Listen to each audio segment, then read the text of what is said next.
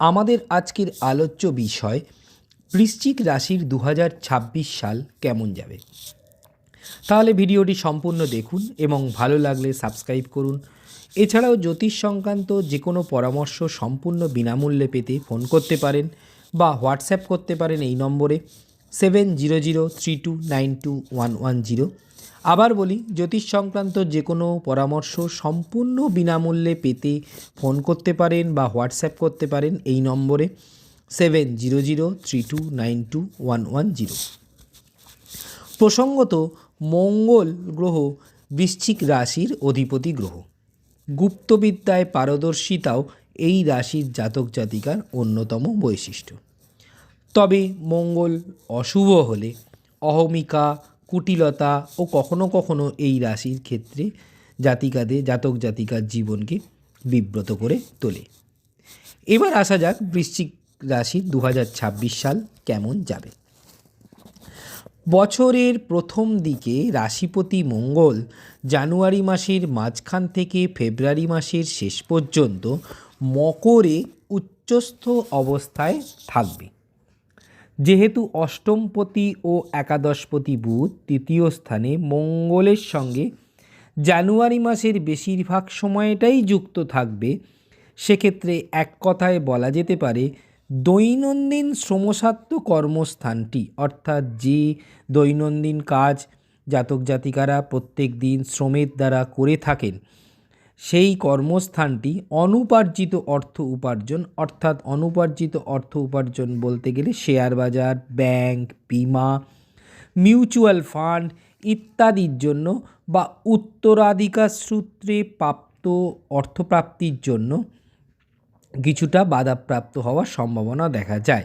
অর্থাৎ এক কথায় আবার বলা যেতে পারে দৈনন্দিন যে শ্রম দিয়ে কর্মস্থানে জাতক জাতিকারা কাজ করেন, সেই কর্মস্থানটি বিভিন্ন কারণে শেয়ার বাজার, ব্যাংক, বিমা, মিউচুয়াল ফান্ড ইত্যাদির জন্য অথবা উত্তরাধিকার সূত্রে কিছু অর্থপ্রাপ্তির জন্য বাধাপ্রাপ্ত হওয়ার সম্ভাবনা দেখা যায়। এছাড়াও দশমপতি রবি, দ্বাদশপতি ও সপ্তমপতি শুক্র যুক্ত থাকায় ব্যবসায়িক কর্মস্থানের জন্য বা পার্টনারের জন্য কিন্তু ব্যয়ের সম্ভাবনাও দেখা যায় এই সময়। তবে মার্চ মাসে একাদশপতি মঙ্গল চতুর্থে অবস্থান করায় এবং রাহু দ্বারা পীড়িত হওয়ায় মাতৃভাবে ও গৃহসুখে কিছু বিড়ম্বনার সম্ভাবনাও কিন্তু দেখা যায়। তবে উক্ত মাসে মঙ্গল, অষ্টমপতি ও একাদশপতি বুধ একসঙ্গে যুক্ত থাকার দরুন একইভাবে এই সময় শেয়ার বাজার, ব্যাংক, বিমা, মিউচুয়াল ফান্ড বা উত্তরাধিকার সূত্রে অর্থপ্রাপ্তি ইত্যাদি সম্ভাবনাও কিন্তু দেখা যাচ্ছে। অর্থাৎ বলা যেতে পারে এক কথায় এই মার্চ মাসে কিছু শেয়ার বাজারে বা ব্যাংক, বিমা, মিউচুয়াল ফান্ড, উত্তরাধিকার সূত্রে কিছু অর্থ সংক্রান্ত প্রাপ্তি সম্ভাবনা কিন্তু দেখা যাচ্ছে। তবে যেহেতু দেবগুরু বৃহস্পতির শুভ দৃষ্টি এই সময় রাশিপতি মঙ্গলের ওপর থাকবে, সেক্ষেত্রে এক কথায় আবার এও বলা যেতে পারে রাহু কর্তৃক রাশিপতি মঙ্গলের পীড়িত হওয়ার সম্ভাবনা কিন্তু কমবে বলেই মনে হয়। অর্থাৎ দেবগুরু বৃহস্পতির আশীর্বাদ থাকার দরুন রাহু কর্তৃক মার্চ মাসে যে মঙ্গলের পীড়িত হওয়ার সম্ভাবনা রয়েছে সেটা কিন্তু কিছুটা হলেও কমবে। আবার জুন মাসের শেষ থেকে আগস্ট মাস পর্যন্ত দাম্পত্য, অংশীদারি ব্যবসা ও ব্যবসার জন্য ক্ষুদ্র ভ্রমণ ইত্যাদি ক্ষেত্রে মঙ্গলের ওপর শনির দৃষ্টি মনন ভাব, অর্থাৎ মনের স্থান থেকে পড়ার জন্য সেক্ষেত্রে এক কথায় বলা যেতে পারে দাম্পত্য ও পার্টনারশিপ, ব্যবসা, পার্টনার ইত্যাদির জন্য কিন্তু কিছু মনে বিড়ম্বনার সৃষ্টি হতে পারে। তবে বছরের শেষ দিকে অক্টোবর মাসে ভাগ্যস্থানে মঙ্গল কর্কট নিচস্থ থাকায় এবং বৃহস্পতির সঙ্গে একত্রে অবস্থান করায় এবং আবার ভাগ্যস্থানে এই সময় রাশিপতি মঙ্গল নিচস্থ হলেও যেহেতু দেবগুরু বৃহস্পতি এই সময় ভাগ্যস্থানে উচ্চস্থ অবস্থায় থেকে সরাসরি রাশিপতি মঙ্গলের সঙ্গে যুক্ত থাকবে, সেক্ষেত্রে বলা যেতে পারে ভাগ্যস্থানটি কিন্তু এই সময় শুভাশুভ কিছু মিশ্র ফল দেবে বলেই মনে হয়। অর্থাৎ অক্টোবর মাসে সে বলা যেতে পারে ভাগ্যস্থান থেকে কিছু শুভাশুভ মিশ্র ফল কিন্তু জাতক জাতিকারা পেতে পারে।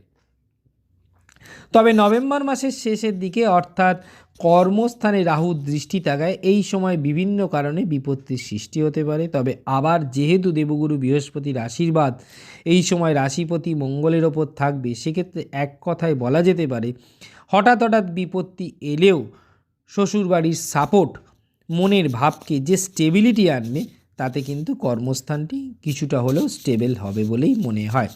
অর্থাৎ এক কথায় বলা যেতে পারে সমগ্র বছরটাতেই বিভিন্নভাবে মঙ্গল বুধের সঙ্গে যুক্ত থেকে বছরের প্রথম দিকে বিশেষ করে মঙ্গল বুধের সঙ্গে যুক্ত থেকে পীড়িত থাকলেও এবং বছরে তারপর মাঝে মাঝেই রাহু দ্বারা রাশিপতি মঙ্গলও পীড়িত হলেও যেহেতু দেবগুরু বৃহস্পতির দৃষ্টি বা দেবগুরু বৃহস্পতির সঙ্গে বেশি অনেকটা সময়ই এই রাশিপতি মঙ্গল বিভিন্নভাবে যুক্ত থাকছে বা দেবগুরু বৃহস্পতির আশীর্বাদ প্রাপ্ত হচ্ছে, সেক্ষেত্রে কিন্তু শুভাশুভ মিশ্র প্রকৃতির যাবে বলেই বছরটি বলে মনে করা যেতে পারে। এবার আসা যাক প্রতিকার সম্পর্কে। যেহেতু মঙ্গল এই রাশির অধিপতি গ্রহ, সেক্ষেত্রে এক কথায় বলা যেতে পারে প্রতি মঙ্গলবার হনুমান চালিসা পাঠ, হনুমান মন্দিরে পুজো দেওয়া বা হনুমানজি মন্দিরে লাল বস্ত্র দান করা এই রাশির জাতক জাতিকার পক্ষে অনেকটাই শুভদায়ক হয়ে উঠতে পারে। তাহলে আজ এ পর্যন্তই। আবার বলি, জ্যোতিষ সংক্রান্ত যে কোনো পরামর্শ যদি আপনারা জানতে চান সম্পূর্ণ বিনামূল্যে, তাহলে ফোন করতে পারেন বা হোয়াটসঅ্যাপ করতে পারেন এই নম্বরে 7003292110। আবার বলি, জ্যোতিষ সংক্রান্ত যে কোনো পরামর্শ যদি আপনারা জানতে চান তাহলে ফোন করুন 7003292110 এই নম্বরে। তাহলে আজ এ পর্যন্তই, ধন্যবাদ।